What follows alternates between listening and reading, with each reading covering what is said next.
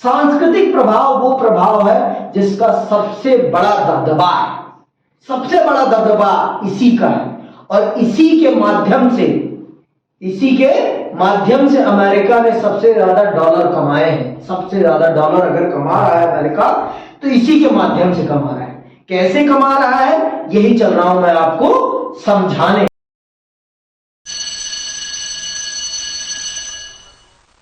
सांस्कृतिक प्रभाव वो प्रभाव है जिसका सबसे बड़ा दबदबा है, सबसे बड़ा दबदबा इसी का है। और इसी के माध्यम से अमेरिका ने सबसे ज्यादा डॉलर कमाए हैं। सबसे ज्यादा डॉलर अगर कमा रहा है अमेरिका तो इसी के माध्यम से कमा रहा है।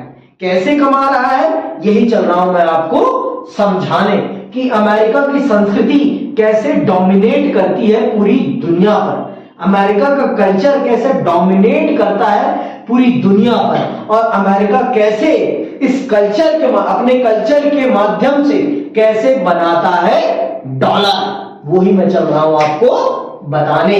तो चलिए सुनते हैं और समझते हैं कि क्या है वैश्वीकरण के सांस्कृतिक प्रभाव। समझ में आई बात? तो आइए पढ़ के इसको बखूबी समझ लेते हैं। देखिए, वैश्वीकरण के परिणाम सिर्फ आर्थिक और राजनीतिक दायरे में ही नजर नहीं आते। हम घर में बैठे हों तब भी इसकी चपेट में होते हैं। हम जो कुछ खाते पीते पहनते हैं अथवा सोचते हैं सब पर इसका असर नजर आता है। हम जिन बातों को अपनी पसंद कहते हैं वे बातें भी वैश्वीकरण के असर में तय होती हैं। देखो, आज के टाइम पे आप बहुत सारी चीजों को कहते होंगे कि ये मेरी पसंद है, ये मेरी पसंद है, लेकिन आपकी ये पसंद तय करने में कहीं ना कहीं वैश्वीकरण भी बहुत बड़ी भूमिका निभाता है। क्या आप भारत में पहले बच्चे दूध नहीं पीते थे? हाँ, खाली दूध पीते थे ना, या शक्कर डाल लेते थे, है ना? ये बॉर्नवीटा, कॉम्प्लेन, बूस्ट, ये कहां आया? ये कहां से आया है? और इसके माध्यम से आज कितना बड़ा बिजनेस हो रहा है, कभी आपने सोचा है? ये क्या है? ये बिजनेस है। क्या भारत का बच्चा पहले दूध नहीं पीता था भाई? हाँ? कि कॉम्प्लेन पीने से सच में हाइट बढ़ती है, या बूस्ट पीने से सच में स्टैमिना बढ़ जाता है? कुछ नहीं बढ़ता, सब छलावा है। सब क्या है? छलावा, अपना बाजार बनाने का, अपना बाजार बनाने का। बच्चे को क्या पता भाई चॉकलेट क्या है? बच्चे को पता होता है बचपन से? नहीं कि पता होता है? नहीं पता होता ना। उसे दिखता कहां है ये सारी चीजें? उसे ये सारी चीजें टीवी पे दिखती है, तब उसे पता चलता है। तब उसे पता चलता है कि भैया ये पापा ये वाली टॉफी चाहिए, है ना? तभी पता चलता है ना उसे। उससे पहले तो किसी को नहीं पता चलता। तो आज के टाइम पर आप घर पे बैठे बैठे भी आप अमेरिका के इन्फ्लुएंस में हैं। आप जब अपने फोन चला रहे हैं तब आप पता नहीं कितने टाइप्स ऑफ प्रोडक्ट्स देख डालते हैं, पता नहीं कितने टाइप्स ऑफ प्रोडक्ट, आपको भी नहीं पता चलता। और वो सारे के सारे जब आप मार्केट में निकलते हैं तो आपको वो सारी की सारी चीजें रिकॉल होने लगती हैं। फिर आप देखते हैं, हाँ यार शाहरुख खान ने तो ये खाया था, मैं भी यही खाऊंगा, मैं भी यही खाऊंगा। आपका सिनेमा आप पर कितना ज्यादा प्रभाव डालता है। फैशन का ट्रेंड देखो, सिनेमा से कॉपी करते हैं। सिनेमा ही तो हमें फैशन ट्रेंड सिखाता है। और हमारा सिनेमा कहां का कॉपी कर रहा है ट्रेंड? हॉलीवुड का। हॉलीवुड कहां का है भाई? यूएस का है। समझ में आई बात? इस प्रकार से आपका अमेरिका अपने कल्चर को प्रमोट करता है। ये जो मैंने जीन्स पहन रखी है, ये जो जीन्स, ये कहां की है भाई? ये भी तो अमेरिका की है। अरे आज के टाइम पे चाहे भारत के अंदर भी बहुत सारे जीन्स ब्रांड्स हो, लेकिन ये कल्चर, ये वस्त्र कहां का है? ये अमेरिका का है। ये अमेरिकी वस्त्र है, ये भारतीय वस्त्र नहीं है। तो इस वस्त्र को अमेरिका ने कैसे प्रमोट किया? इस वस्त्र को प्रमोट किया उसने भारत के बच्चों के साथ फ्रीडम जोड़ दिया उसके सामने। जीन्स ऐसे पहनो जैसे आजादी का अनुभव हो। जीन्स को आजादी के साथ जोड़ दिया उसने। और जब हमारे घर वालों ने जीन्स पहनने से रोका तो हमने जानबूझ के जीन्स पहनी, क्योंकि समाज की प्रवृत्ति है, हमारे मन की यह प्रवृत्ति है कि हमें जिस काम के लिए रोका जाएगा हम वो काम अदबदा कर करेंगे, हम जरूर उस काम को करेंगे। समझ में बात? वो हम जरूर करेंगे। आप मुझे 10 बार रोकेंगे तो मैं वो काम जरूर करूंगा। अगर घर वाले बोल रहे हैं कि बेटा सिगरेट नहीं पीना, सिगरेट आपके स्वास्थ्य के लिए हानिकारक है, तो आपका मन जरूर करेगा कि एक बार तो ट्राई करूं क्या होती है सिगरेट। सब पीते रहते हैं। हाँ, क्या होती है सिगरेट, ये चीज है। तो ये सिगरेट का कल्चर भी हमारे देश में, हमारे देश में तो बीड़ी थी भाई, हमारे देश में तो बीड़ी थी, सिगरेट तो थी ही नहीं। आप देखो कैसे इन्फ्लुएंस करा है सिनेमा ने हमारे समाज को, और हमारा सिनेमा कहां से इन्फ्लुएंस है? हॉलीवुड से। देखो आप सब जानते हो कि किसी भी पिक्चर को बनाने के लिए पैसे चाहिए होते हैं, और पैसे कहां से आते हैं? आपकी स्पॉन्सरशिप से। आप सब देखते होंगे ये जो गाड़ी है, ये गाड़ी भी क्या है? ये स्पॉन्सर्ड है। ये क्या है? स्पॉन्सर। उसकी खुद की नहीं है, वो हीरो की खुद की नहीं है। हीरो के जो पिक्चर में वो कपड़े तक पहनता है ना, वो सारी की सारी चीजें स्पॉन्सर होती है। और भाई जब कोई पैसा लगा रहा है, स्पॉन्सर कर रहा है पिक्चर को, तो वो इस पिक्चर से क्या उम्मीद करता है कि पिक्चर उसे बाजार दे, पिक्चर उसे बाजार दे, पिक्चर उसके प्रोडक्ट को प्रमोट करे, है ना? इसीलिए तो वो पैसा लगा रहा है।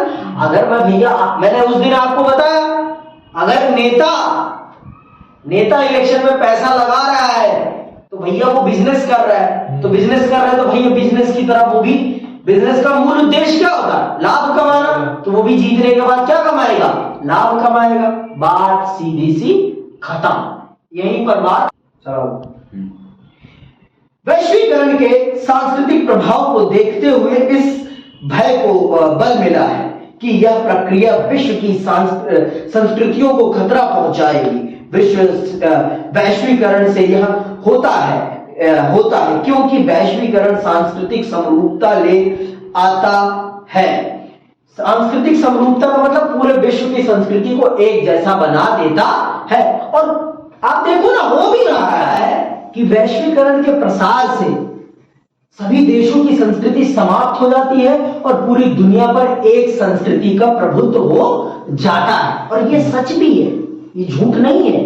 आज आप खुद देखो, आज आप अपने खुद के ट्रेडिशन के कपड़ों को कब पहनते हो? फेस्टिवल्स के दिन, त्योहार के दिन। आप कुर्ता पहनते हो तो कब पहनते हो? त्योहार के दिन। और नॉर्मली क्या पहनते हो? शर्ट पैंट जीन्स पहनते हो मुख्य रूप से। तो क्या ये हमारे देश का वस्त्र है? कदापि नहीं। तो इस कपड़े का बिकने का अर्थ क्या है? इस कपड़े के बिकने से किसको पैसा जा रहा है? अमेरिका को जा रहा है, ना कि हमारे देश को मिल रहा है। समझ में आई बात? तो अब आप खुद ही देखो कि किसकी संस्कृति ज्यादा हावी है, किसकी संस्कृति ज्यादा हावी है। आप जो वैलेंटाइन वीक मना रहे हो, वो क्या है? वो किसकी संस्कृति को बढ़ावा मिल रहा है? उससे कमाई किसको हो रही है? रेवेन्यू किसको मिल रहा है? आप खुद देखो, आपके देश की संस्कृति पर दूसरे देश की संस्कृति किस प्रकार से हावी हो रही है। ये होता है सांस्कृतिक प्रभाव। तो आज पूरे विश्व में पश्चिमी सभ्यता का बोलबाला जो दिख रहा है, ये वैश्वीकरण के सांस्कृतिक प्रभाव के कारण है। ये वैश्वीकरण के सांस्कृतिक प्रभाव का कारण है। हाँ, पर हमारे देश में, सभी देशों में जो लोग देश के प्रति, देश की संस्कृति के प्रति ज्यादा जागरूक हैं, वो देश की संस्कृति को बढ़ावा देने के लिए काम कर रहे हैं और वैश्वीकरण के प्रभाव को कम करने का प्रयास कर रहे हैं। हम सबको भी ये प्रयास करना पड़ेगा, हम सबको भी ये प्रयास करना पड़ेगा, तभी हमारे देश का व्यापारी कमाएगा, खाएगा, तभी वो आगे बढ़ पाएगा। नहीं तो वो आगे नहीं बढ़ पाएगा। समझ में आई बात? अगर हमें सच में अपने व्यापारी को बढ़ाना है और उसे आगे ले जाना है तो हमें अपने देश की चीजों को खरीदना पड़ेगा। हमें अपने देश की चीजों को खरीदना पड़ेगा, तभी हमारे देश का व्यापारी आगे बढ़ पाएगा, नहीं तो हमारे देश का व्यापारी आगे नहीं बढ़ पाएगा। ये बात जान लो। अगर सच में आप अपने देश के व्यापारी की मदद करना चाहते हो, अपने देश को आत्मनिर्भर बनाना चाहते हो, तो आपको आपके देश की चीजों को प्रमोट करना पड़ेगा। आपको अपनी देश की संस्कृति को आगे बढ़ाना पड़ेगा। आपको बॉर्नवीटा नहीं, खाली दूध पीने की आदत डालनी पड़ेगी, तब जाके देश का उद्धार होगा, तब जाके देश का उद्धार होगा। समझना है बात? तो किसान को पैसा मिलेगा। वास्तविक रूप से जो देश का मालिक है, पाउडर वाला दूध नहीं पीना, आपको गाय भैंस का, जो गाय भैंस का दूध होता है वो पीना है। पाउडर वाला दूध भारत की कंपनियां नहीं, बाहर की कंपनियां बना रही हैं ज्यादातर। अमूल भी बनाता है, बहुत सारे दूध आज के टाइम पे भारतीय ब्रांड भी बनाते हैं, लेकिन आपको दूध पीना है, पाउडर वाला दूध नहीं पीना। समझ में आई बात? आगे सुनिए आप। तो इस प्रकार से आज के टाइम पे वैश्वीकरण, संस्कृति का जो वैश्वीकरण है वो पूरी दुनिया में एक संस्कृति को बढ़ावा दे रही है। अब मैंने आपको उदाहरण समझा ही दिया है। जैसे मैंने बताया, अब ये जो फेसबुक है, फेसबुक पे आप देखो कहां के कपड़ों को ज्यादा प्रमोशन मिलती है, खुद देखो आप। फेसबुक जब नया नया आया था तो उस पे कपड़ों के ट्रेंड्स, कपड़ों का जो एडवर्टीजमेंट था वो कैसा था? वो वेस्टर्न कपड़े थे ज्यादातर, इंडियन कपड़े नहीं थे उस पर वेस्टर्न कपड़ों को ज्यादा प्रमोट किया जा रहा था। आप क्योंकि वो चीज ही वहां की है। ये प्लेटफॉर्म, ये सोशल मीडिया प्लेटफॉर्म है कहां के? अमेरिका के भाई, जहां का है वो अपनी मार्केट को प्रमोट करने के लिए आए हैं ना, जिससे कि उनके मार्केट को ज्यादा बूम मिल पाए और उनके मार्केट का ब्रांड्स ज्यादा दुनिया में फेमस हो सके। समझ में आई बात? तो वो अपने मार्केट को ही तो प्रमोट करेंगे ना। अब भारतीय मार्केट भी डोमिनेट कर रहा है इसी के माध्यम से। लेकिन ज्यादा पैसा कौन कमा रहा है? मालिक कमाता है कि उसका जो एम्प्लॉय होता है वो कमाता है ज्यादा? मालिक। तो अमेरिका के प्लेटफॉर्म्स है, तो इसका मतलब अमेरिका ज्यादा कमा रहा है। और हम सब क्या है? हम सब तो एम्प्लॉय हैं, हम सब मालिक नहीं है। यूट्यूब का मालिक जो है वो असली मालिक है यूट्यूब का। हम सब जो चैनल चला रहे हैं अपना वो क्या है? उसके एम्प्लॉय है, हम उसके लिए कंटेंट बना रहे हैं। समझ में आई बात? आगे सुनिए आप।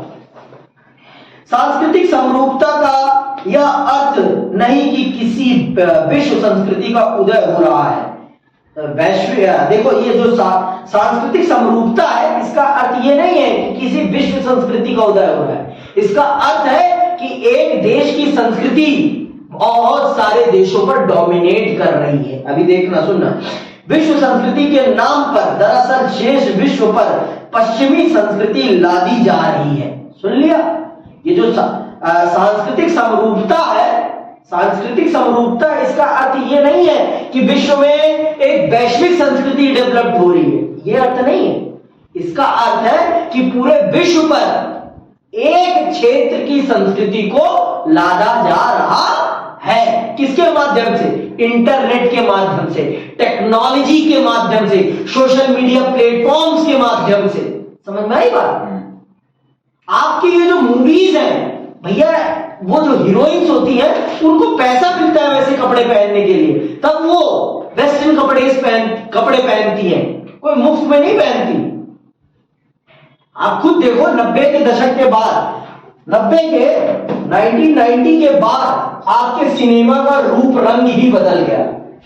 1990 के बाद आपके सिनेमा का रूप रंग ही बदल गया। पश्चिमी सभ्यता का बोलबाला हो गया, पश्चिमी सभ्यता का बोलबाला हो गया। लड़कियां जीन्स पहन रहे हैं, लड़के जीन्स पहन रहे हैं, लड़के बाइक पे आ रहे हैं, तो उन चीजों का हम पर भी इंफ्लुएंस होता है।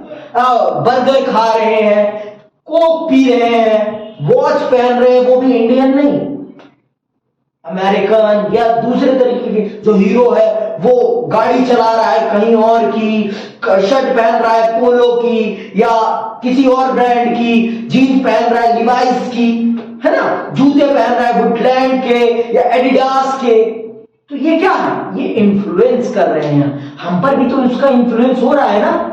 और फिर हम लोगों ने भी जब देखा कि अक्षय कुमार ये पहन रहा है, सलमान खान ये पहन रहा है, तो हमने भी उनको कॉपी किया, हमने भी इनको कॉपी किया। वो जो पहन रहे हैं ना, वो मुफ्त में नहीं पहन रहे, उनको वो पहनने के लिए पैसा दिया जा रहा है। और ये पैसा कौन दे रहा है, अमेरिकन ब्रांड्स दे रहे हैं, मल्टीनेशनल कंपनीज दे रही हैं, जिससे कि उनका ब्रांड आपके देश में स्टैब्लिश हो सके। समझ में आई बात? तो इस प्रकार से सांस्कृतिक प्रभुत्व किसी देश पर थोपा जाता है। मूवीज में प्यार को इतनी ज्यादा बढ़ाया गया है, ग्लोरी दी गई है, प्यार ही प्यार, प्यार ही प्यार। सच में इतना प्यार होता है? फूल और कांटे देख लो, कोई भी पिक्चर देख लो भारत की, सब में प्यार ही प्यार चल रहा है ना? तो ये प्यार के नाम पर मार्केटिंग की जा रही है चीजों की, गिफ्ट देने का कल्चर।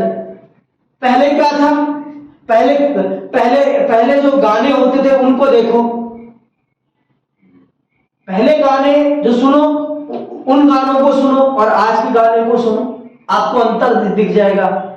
लिम्बोर्गिनी चलाई जानी हो, है ना, वहां पर कितना कितना कैपिटलाइजेशन को दिखा रहे हैं। पहले के गानों में दुख होता था, दर्द होता था, प्रेम होता था। खत नहीं भेजा है मैंने, प्यार नहीं दिल है, पता नहीं क्या गाना था, मेरे को गाना याद नहीं आ रहा, ठीक है। फूल नहीं, अरे गाना याद नहीं आ रहा मुझे, ठीक है। तो ये सारी चीजें हैं। पहले आपको पहले के प्रेम में, पहले की जो पहले 90 के दशक से पहले की जो पिक्चरें थी, उनमें आपको पूंजीवाद नहीं दिखाई पड़ेगा, उनमें आप पूंजीवाद को नहीं देखेंगे, उसमें आप सामाजिक समस्याओं को देखेंगे। जैसे मदर इंडिया है, मदर इंडिया में सबसे बड़ी सामाजिक समस्या क्या दिखाई गई है, आपको दिखाया गया है वहां पर लैंडलॉर्ड सिस्टम दिखाया गया है, जमींदारी प्रथा दिखाई गई है, और जमींदारी प्रथा के द्वारा किसानों का जो शोषण हुआ है वो दिखाया गया है। नया दौर पिक्चर देखो, उसमें आपको उसमें दिखाया जाएगा मशीनीकरण और जो हमारे जो उस समय के व्यवसाय के दूसरे तरीके थे, पारंपरिक व्यवसाय के तरीके थे, उनके बीच में आपको प्रतिद्वंद्विता दिखाई गई है, उसमें आपको प्रतिद्वंद्विता दिखाई गई है।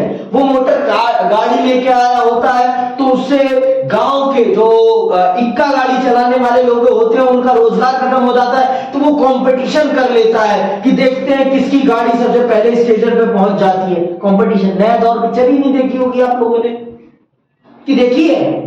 तो यही तो दिक्कत है ना, यही तो दिक्कत है। अब आप लोगों ने देखी ही नहीं है तो आपको कैसे पता होगा? और आज की पिक्चर देखो, आज के गाने देखो, हनी सिंह के गाने देखो, अम्मा मेरा डोप शोप मारिया करो, तो गाने को देखो, गाने का गाना क्या कर रहा है, गाना कैपिटलाइजेशन को प्रमोट कर रहा है, अमेरिकन कल्चर को प्रमोट कर रहा है, वो है ना, वो इन्फ्लुएंस कर रहा है, इन्फ्लुएंस कर रहा है आपको।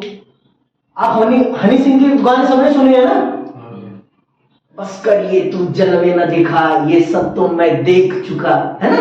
तो वो क्या है, वो कैपिटलाइजेशन है। देखते होगे गाड़ी से हनी सिंह उतर रहा है ना, बादशाह को देखो, रफ्तार को देखो, भैया वो फ्री में नहीं कर रहे, वो पैसे ले रहे हैं। जसमान को देखो, वो तो अलग ही पराडा पूरा ब्रांड है, उसको उसी के ऊपर उसने गाना गा दिया है। तो वो एक वेस्टर्न कल्चर को प्रमोट कर रहे हैं, वो समझ में आई बात? ये है, ये हमारे देश की संस्कृति। कह दो कि आप लोग गाने से इन्फ्लुएंस नहीं होते? बहुत होते हो ना। आज जो कपड़े पहनते हो, जो ट्रेंड फॉलो करते हो, ये देखो, आज पहले हमारे देश में ढीले कपड़े पहनने का कोई ट्रेंड नहीं था, आज ढीले कपड़े, ये लूज, है ना, ये जो आया है ये भी हमारे देश का ट्रेंड नहीं है, है ना। निग्रो बन रहे हैं आजकल सारे, काले काले लोग जो पहन लेते हैं गले में, है ना। पहले ऐसा होता था? देखो ये है ट्रेंड। अब बात समझ में आई है कि नहीं? और इससे कमा कौन रहा है? अमेरिका कमा रहा है। जिम्मी चू चू चू चू वो भी गाना सुन लो, उसमें भी एक ब्रांड को प्रमोट किया जा रहा है। लोग उसे देखते कि इसने ये पहना तो मैं पहना। वही तो चीज है। और ऐसे लूज कपड़े पहनने किसने स्टार्ट किए थे? बादशाह था, वो था, अरे यार उसका क्या नाम है, रफ्तार के साथ गाना कौन गाता था? कृष्ण। नहीं नहीं नहीं नहीं नहीं नहीं, रफ्तार के साथ इक्का नहीं है, हाँ? नहीं ना ना ना, एमी के साथ तो उसकी बैटल हाँ है। वो बैठा। हाँ, बोहेमिया नहीं, बोहेमिया नहीं, बोहेमिया नहीं, असली नहीं गाया उसने। गाया गाया गाया तो है बोहेमिया ने, लेकिन सुखी सुखी सुखी पहनता था, हाँ। ढीले ढीले कपड़े, वो जब आता था ये ऑल ब्लैक। हाँ, देखा है गाना है? तो उसमें देखो वो गाना देखो, पहले बेबी जगवार ले लो, फिर जिदा मर्जी ना प्यार ले लो। क्या है गाने के बोल? पहले ऐसे गाने नहीं थे।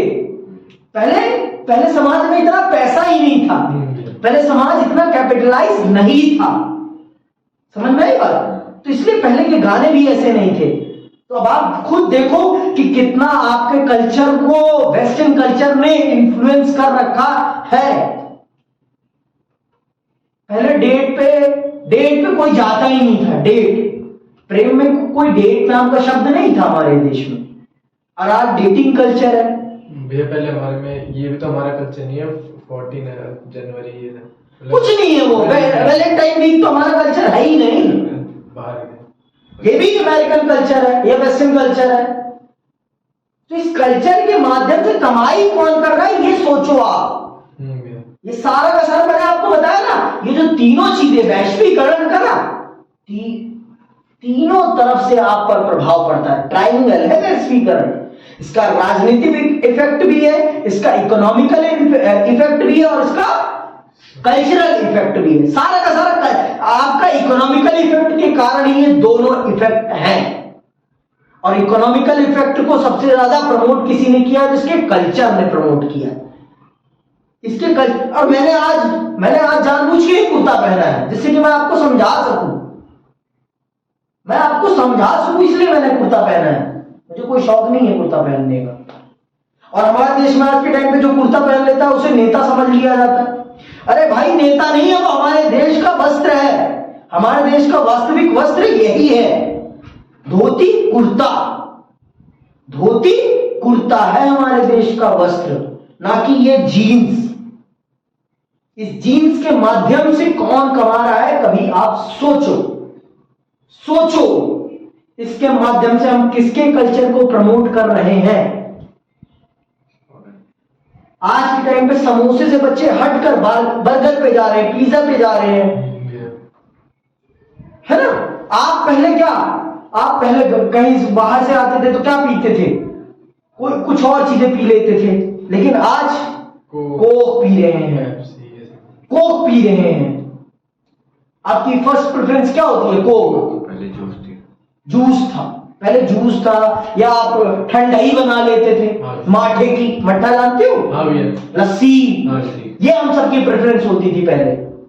ठंडा पीने का मतलब पहले हमारे देश में ये था, नेचर से जुड़ी चीजें। और आज ठंडा पीने का मतलब क्या है?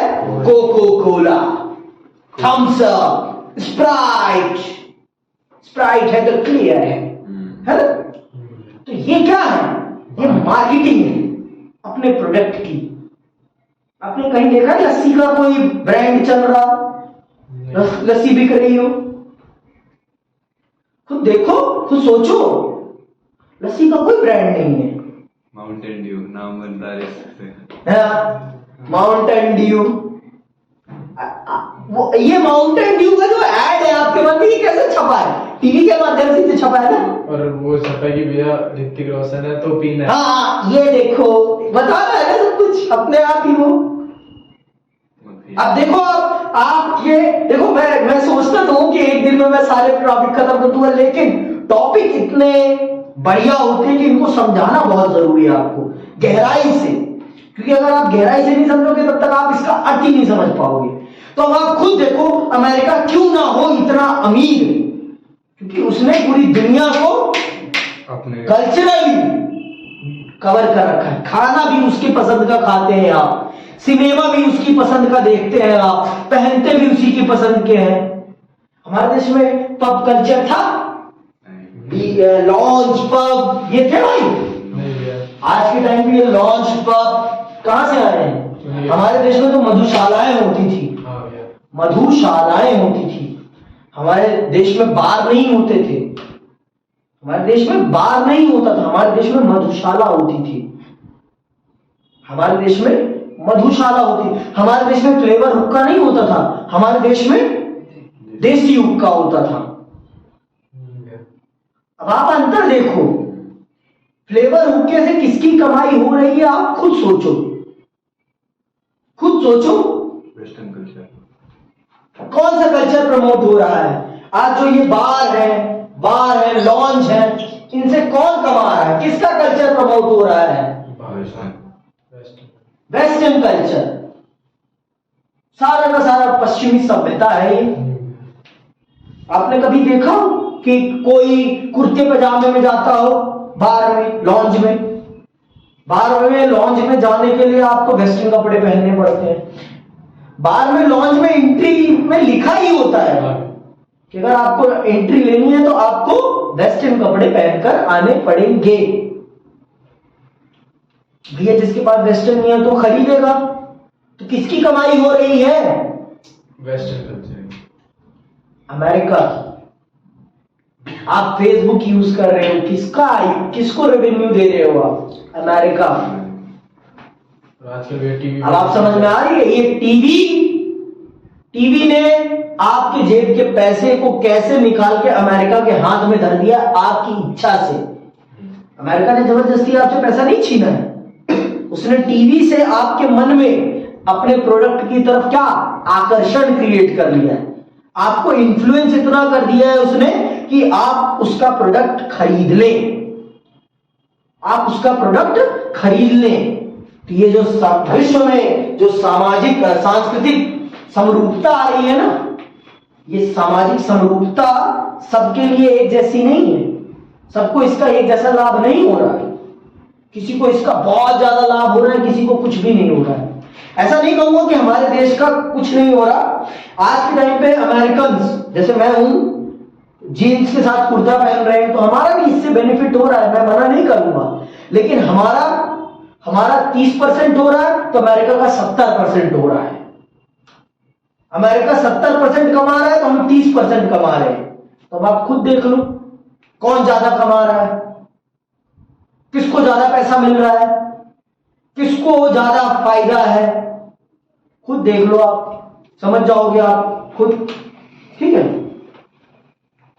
हम लोग अमेरिकी वर्चस्व वाले अध्याय 3 में वर्चस्व के सांस्कृतिक अर्थ के अंतर्गत इस बात को पढ़ चुके हैं। कुछ लोगों का तर्क है कि बर्गर अथवा नीली जीन्स की लोकप्रियता का नजदीकी रिश्ता अमेरिकी जीवन शैली के गहरे प्रभाव से है, क्योंकि राजनीतिक और आर्थिक रूप से प्रभुत्वशाली संस्कृति कम ताकतवर समाजों पर अपनी छाप छोड़ती है और संसार वैसे ही दिखता है जैसा ताकतवर संस्कृति इसे बनाना चाहती है। जो यह तर्क देते हैं कि वे अक्सर दुनिया में मैकडॉनल्डीकरण की तरफ इशारा करते हैं, उनका मानना है कि विभिन्न संस्कृतियां अब अपने को प्रभुत्वशाली अमेरिकी ढर्रे पर ढालने लगी हैं, क्योंकि इससे पूरे विश्व की समृद्ध सांस्कृतिक धरोहर धीरे धीरे खत्म होती है। इसीलिए यह केवल गरीब देशों के लिए ही नहीं बल्कि समूची मानवता के लिए खतरनाक है। अगर आपसे ये मैकडॉनल्डीकरण शब्द आए और इसका अर्थ पूछे तो आप हमेशा इसका उत्तर क्या लिखेंगे? ये आपसे प्रश्न पूछ रहा है किस बारे में? सांस्कृतिक वर्चस्व के बारे में। अब आप खुद ही देखो, पूरी दुनिया में बर्गर मिलता है, पूरी दुनिया में बर्गर।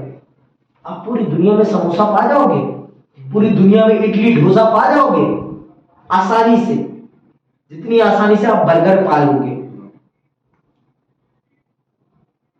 जितनी आसानी से आप इस जीन्स को पा जाओगे, क्या उतनी आसानी से आप इस कुर्ते को पा जाओगे या धोती को पा जाओगे?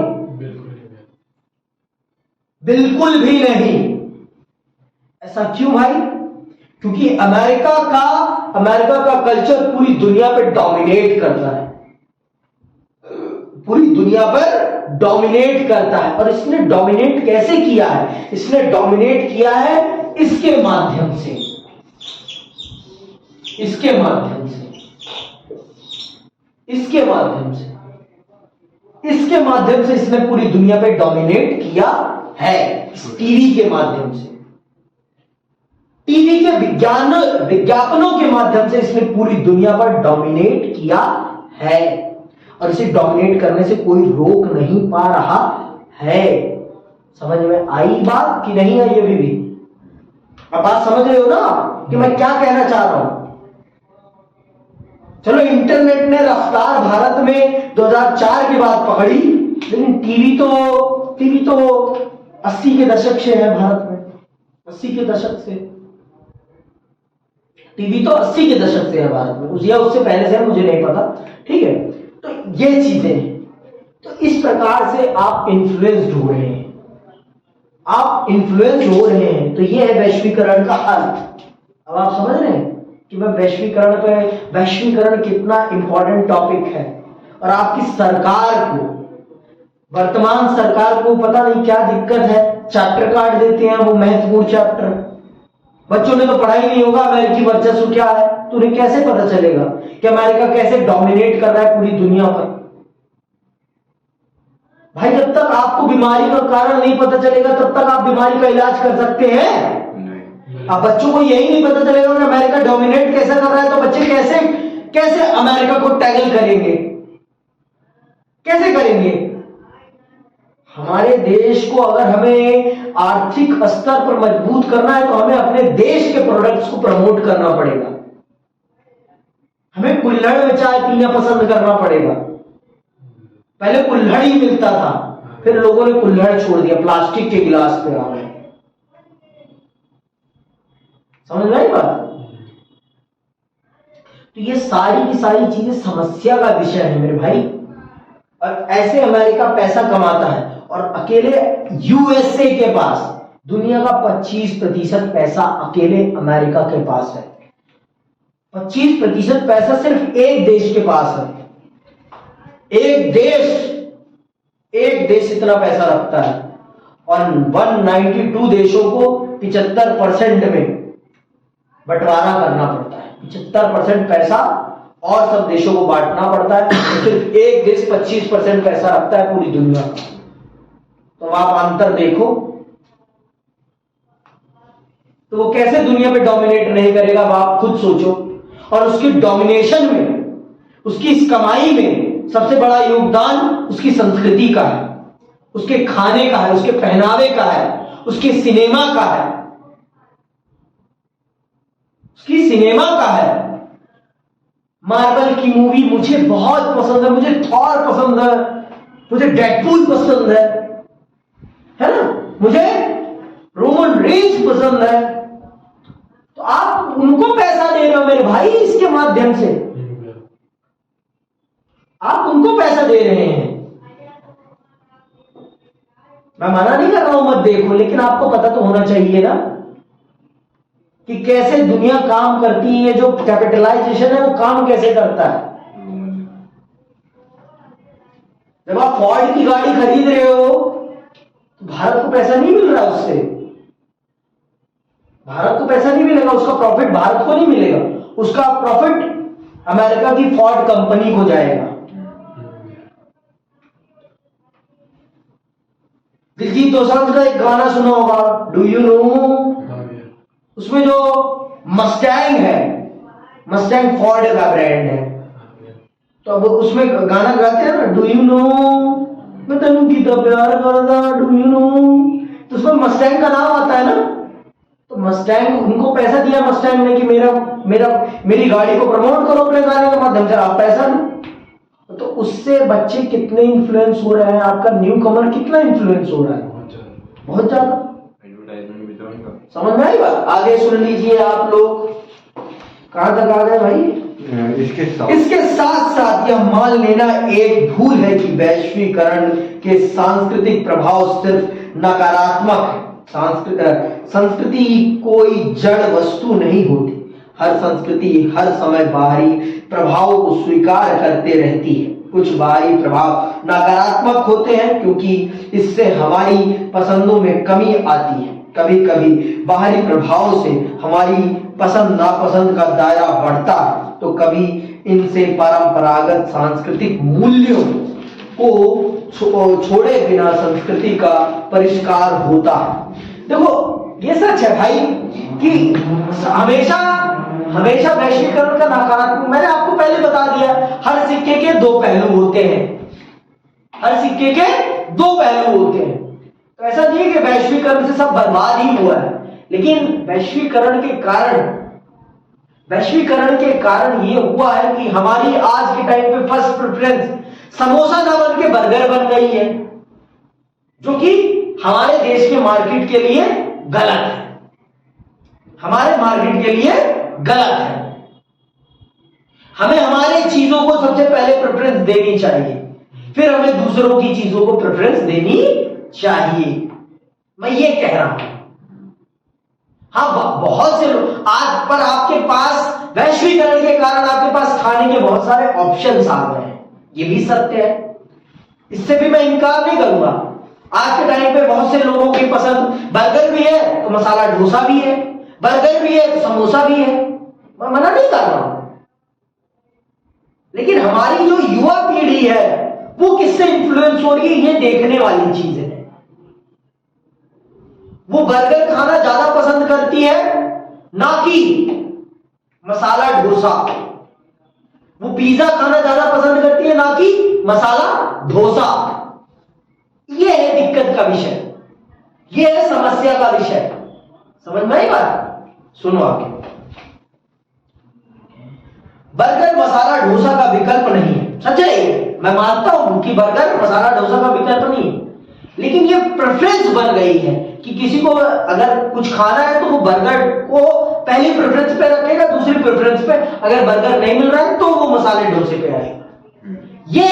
ये चीज खल रही है बस। हाँ, अगर किसी को मसाला डोसा खाना है तो वो मसाला डोसा ही खाएगा, वो बर्गर नहीं खाएगा। ये भी सत्य है, ये भी सत्य है। लेकिन जिस प्रकार से बर्गर का आप देखिए विज्ञापनीकरण हुआ है, उस तरह से विज्ञापनीकरण आपके मसाले डोसे का नहीं हुआ। आप भारत में ही हर जगह बर्गर तो प्राप्त कर पाएंगे, लेकिन मसाला डोसा आपको भारत के हर कोने में नहीं मिल पाएगा। ये भी सत्य है भाई, ये भी सत्य है। भारत के हर कोने में आपको बर्गर तो मिल सकता है, लेकिन मसाला डोसा नहीं मिल सकता। तो ये दिक्कत का विषय है, ये समस्या का विषय है। आगे सुनिए। इसीलिए बर्गर से वस्तुतः कोई खतरा नहीं है। इससे हुआ मात्र इतना है कि हमारे भोजन की पसंद में एक चीज और शामिल हो गई है। दूसरी तरफ नीली जीन्स भी हथकरघा पर बुने खादी के कुर्ते के साथ खूब चलती है। यहाँ हम बाहरी प्रभाव से एक अनूठी बात देखते हैं कि नीली जीन्स के ऊपर खादी का कुर्ता पहना जा रहा है। मजेदार बात यह है कि इस अनूठे पहराव को अब उसी देश को निर्यात किया जा रहा है जिसने हमें नीली जीन्स दी है। जीन्स के ऊपर कुर्ता पहने अमेरिकियों को देखना अब संभव है। सांस्कृतिक समरूपता वैश्वीकरण का एक पहलू है, तो वैश्वीकरण से इसका उल्टा प्रभाव भी पैदा हुआ है। वैश्वीकरण से हर संस्कृति कहीं ज्यादा अलग और विशिष्ट होती जा रही है। इस प्रक्रिया को सांस्कृतिक विभिन्नीकरण कहते हैं। इसका मतलब यह नहीं है कि संस्कृतियों के मेल जोल में उनकी ताकत का सवाल गौण है, परंतु इस बात पर भी ध्यान देना चाहिए कि सांस्कृतिक प्रभाव एक तरफा नहीं होता। यह सत्य है। पर मैंने कहा ना, भारत की संस्कृति अमेरिका को 30% इन्फ्लुएंस कर पा रही है, पर उनकी संस्कृति हमें 70% इन्फ्लुएंस कर पा रही है। अगर यही रेशो 50-50 का होता तो मुझे कोई दिक्कत नहीं होती, लेकिन ये रेशो कितने का? 70-30 का है। और ये एक चिंता का विषय है, ये एक चिंता का विषय है। इसीलिए मैं आपसे बात कर रहा हूं। इसीलिए मैं आपसे बात कर रहा हूं इस विषय पर, और कोई खास कारण नहीं है। इसी के साथ आज मैं यही समाप्त करता हूं। जय हिंद, जय भारत।